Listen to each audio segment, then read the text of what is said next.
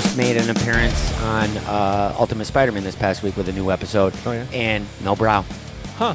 It was a little brow. I'm like, I want baby that brow. Yeah, Can we start a petition that whenever someone does any kind of draws, whatever, I don't care what if they put him on a Give bus him the poster, characteristics. give him the brow. Yeah, give him a character. I mean, that's like any character. Give him that characteristic. I mean, that's the thing. That brow and that chin is the thing. Even if you're drawing a picture of Ben Grimm, just give him a unibrow. Yeah. Well, it kind of is. Yeah, right?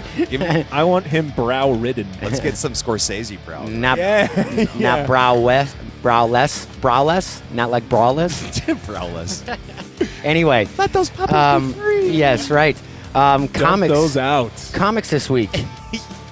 Age of Ultron. Let's get into Age of Ultron. I know. Nub has been biting at the bit to really talk about this. Wrapped up last week. There is a post epilogue. Ultron 10 AI And that today. seems to be a story being told from Hank Pym's standpoint about everything. But Age of Ultron number 10 came out last week. I read it.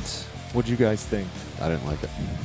I liked it, and I don't want to get. I don't want to say it was lackluster because my feeling is that it was a good lead-in. It was a standalone series for the next 3 new series that are coming out, and I think that was kind of the way they did it. That's if it actually the biggest problem I have with it. I see. I didn't have a problem with that because I knew that it was leading into the 3 other issues, and I'm not taking it as a marketing ploy, and I know that's probably what it is, but I didn't see it as that. It was a nice, mellow lead-in. Now, if I read 10 AI today, that might change my opinion, but we're not going to give spoilers today as it came out. I wish Ultron was in it a little bit more. Yeah, maybe a lot more. But Maybe the I was whole okay. Series was named after him. I was okay with that because it was leading up to a nice climax where you're like, what issue is he going to come into? Maybe another writing and marketing ploy. Okay, I got issue 1. I got issue 2. Issue 3, Ultron's in it. Okay, he's a pussy Ultron this time or whatever. You don't like it. You keep leading him in. You keep drawing everybody in. I mean, that's a style of a good writer in a book. You know, chapter 1's and chapter 2's end, but you're getting little tidbits to lead you to the climax. The climax I know wasn't great for you. I thought it was okay because I could see the bigger picture down the road with the 3 new issues coming out. Yeah, but that still defeats the entire point of the whole series in naming it Age of Ultron. I mean, I plowed through all 10 issues last night just to sort of, I'm like, maybe this will be better if you read it all at once. Admittedly, I had a little more fun with it, but honestly, they could have condensed this book. I didn't need a mini-series. I didn't need a maxi-series for this thing. You could have just made it like a story arc in the main Avengers comic book. You could have done like just a one-shot, double-sized, deluxe format issue. Right. And put this story in there. I mean, honestly, if I'm at issue number 7 and I'm still saying, where the fuck is Ultron? That's a problem. See, That's a I don't big problem. have a problem with that because I know I'll buy that next issue that there's more hints or more leading. I mean, you think about the bigger picture. Age of Ultron, you necessarily might not even need Ultron in it for saying the Age of Ultron. You see the after effects. You see the environment. You see how everybody's reacting. You don't see the main character in the title. My biggest complaint with it was billed as an event, and there wasn't anything to me that cataclysmic or that universe shattering to be called an event. I mean, they introduced Angela. We all knew that was coming. Killing Hank Pym wasn't an event, or no? That's still not enough. And especially the fact that after issue number 10, and it's all like, oh, well, we went back in time like twice and went back to the future, went back to the present like twice. Like, it just got convoluted. And then, at the end of the entire story, Hank Pym actually built in the kill code to Ultron, so wrapping up before even issue number 1 takes place, the slate is wiped clean, and none of this actually ever happened. And so what the fuck? And Wolverine breaks the timeline somehow because he traveled in time too many times. He kept breaking. Well, Beast has said that. Beast said that in All New X-Men. There is not that it's tying in with the Age of Ultron, but if you go back too many times, the same character, there's certain points in time that can't be changed and are fixed, and you're not supposed to go to those certain fixed times. And that's a good explanation, but it also could stand alone as a non-canon book, where because everything just got put back to normal, now we can go on and pull out our 3 books. Yeah, but you still have characters who have memory of all this. Hank Right. Pym, Right. Beast, Hank, and Tony. Now maybe we'll see the after effect of that Right. in these 3 issues. Well, what I think is interesting too is the fact that Tony Stark and the Beast, they're currently in the New Avengers storyline, which is dealing with jumping onto parallel Earths, taking Right. care of business, some sort of Space I guess and not time travel, but it's time travel. So it's like, how is this going to fit into that at all? Do they really care? Does Marvel really care about this, or are they just going to be like, whatever, just take it how it is? What I Just give us our money. Yeah, that's one of the problems I had with Death in the Family or Death of the Family. Like it was like I enjoyed reading it, but nothing happened during this storyline for me to be like to justify me reading all of those books. Like I understand like the repercussions. Like of course they're going to be echoing, and I'm looking forward to that. But have something happen like just like mind blowing. Just kill Wolverine. Just kill him because the guy's just fucking up too much. Somebody kill him. Well, actually, he killed himself. Well, yeah. Yeah, Kill him. Just kill them both. Yeah, exactly. Take care of all of them. But that, and another thing though, that we've seen too much death. The death of a character now is lackluster. It's like, okay, turn the page, you're dead. I'm gonna buy you next month because I know, motherfucker, you're coming back. Yeah, but I would like them to kill somebody and then to just keep them dead. Right. Well, I think we've had this waiting for discussion Parker to before. Who? Waiting for Parker to come back. Yeah. A good death done tastefully is okay. If they stay dead though, but there's you can't. And I agree with you, but making it the selling point of a book, like Damien is dead. Yep. I know damn well whether or not it may not be a year, may not be 2. He's coming back. I mean, they're gonna find a way to put him back in. Right. And kill him. I mean, Bucky was the one that was dead the longest, I believe, throughout comic book history, and now he's back as Winter Soldier. Yeah. And then didn't he step back in before that? He was Nomad and No. Wasn't that Nomad that was for a just while? another guy who I thought adopted the. I thought Bucky took over Nomad for a little while. Well, that's it.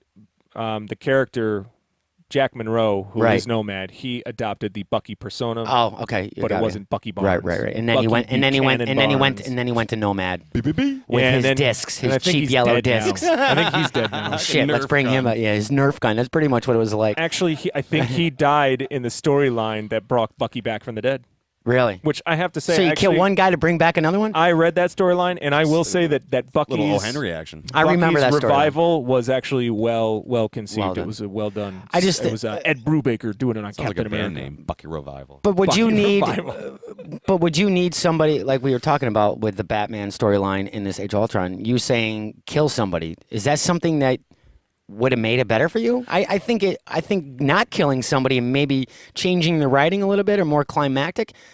We know damn well Ultron's not dead. He's too cool and too popular of a character. He's gonna come back somewhere. Well, not necessarily kill somebody, but have something like I said, like cataclysmic, like something like storyline altering that'll like if you make it an event, fucking it has to be something that's just huge. Something like that, like Infinite Crossover. Or Infinite Crisis, something. Or Infinite Crossover. Yes, which is live, which is on Thursdays here at FanboysInc.com. Wow, what a Freudian slip that was. Perfect. Yes, exactly. Like Infinite. Yeah. So Infinite Crossover, Infinite Crossover, Infinite Crossover, Infinite Crossover, Infinite Crossover, Infinite Crossover. For like Pokemon. What's going on? Awesome. Yeah, Awesome. as long as you have that something actually resonate in the story. Like if they had it turn out to be that Hank Pym actually snapped again and actually was controlling Ultron or something like that, or was Ultron. All of a sudden it's revealed that that there's the teaser image that we were showing of Ultron's helmet or Ultron's faceplate blasting off, and you have Hank Pym's face underneath. Like something like that could have been better than what happened. Right. Make Tony Stark Ultron. Let's do that. Do something. Fuck it. I kind of thought something like that. Aunt May is Ultron. I kind of thought that when we saw the army. The Iron Man army, he was like the patrol. Oh, right. For the planet Earth. And this is around issue what? Let's say 8, 7 or 7, 8. yeah, something like that. I thought that maybe that it would have tied in with that Right. he was Ultron, or that Ultron had instilled something because he was pretty much more machine than man at this point. Yeah. Twisted and evil. No, in actuality. That was just a complete deviation. Couldn't have taken us any farther away from the Age of Ultron. All of a sudden, we're the age of Iron what Man? the fuck. Yeah. and Morgana Le Fay I mean, is the main villain. As like, much what? as I enjoyed it, I really did. It was entertaining. You know I what? mean, I enjoyed it if I could have gotten them for 99 cents a piece on a digital copy, but paying fucking what, $4 a book for 10 issues, $40 for that storyline. they won. They got Yeah, you. right. But you know what? That in the long run, they haven't won because I'm like not gonna buy all their stories anymore because after Age Bullshit. Bullshit. Well, don't lie. Avengers versus Don't lie. X-Men, now this Age of Ultron. Well, you know they're doing another Avengers versus X-Men. What if? Oh yeah, that's a 4-issue series. Not interested. And I'm gonna buy it. If I can Right. go into your comic collection and find any issue of Maximum Carnage, and you're still buying Marvel, no, fortunately, I sold those years ago. I still have all of mine. I enjoyed it, and I think it's not the best read. I'll be honest with you. It's definitely not the best read, but I still recommend it. I mean, it was still a good read. It was still, there was cool inter-time travel. There was a lot of interaction with the heroes. We got to see heroes in different. I like seeing heroes in different costumes. I mean, shit, Captain America's got an eye patch. The Hulk looks like he just got that shit kicked out of him. Well, the thing has like divots taken Bullet out. hole, yeah. That's cool. Yeah. And Don't get, I mean, I did- like those little nuances, and I think other people do like them too. Again, it was fun in that regard, but they, again, condense it, tighten it up. It's a cheap version of a what if, You could have exactly, or should I say an expensive version exactly. of a what if. You did in 10 issues what you could have done in 5, one. and part of the or problem, in one, right? giant and size. Part of the problem is Brian Michael Bendis' writing. Like he loves to show every. He has to have like a page of two heads talking Right. with a snappy banter. And God, I'm so damn sick of Brian Michael Bendis' writing. He writes everybody the same, and he does this really annoying trait where he tries to have everybody sort of speak the way we do nowadays. DW's Rant by Joe Nubb today. I know. IncCast 39. And go. He will literally have a character say that, he'll have them start talking, and then they pause, and he'll be like, I know this sounds crazy. Okay, I know how this sounds. But what I'm saying here, and it's just like, oh my God, Bendis, like, shut the fuck We've up. said this before.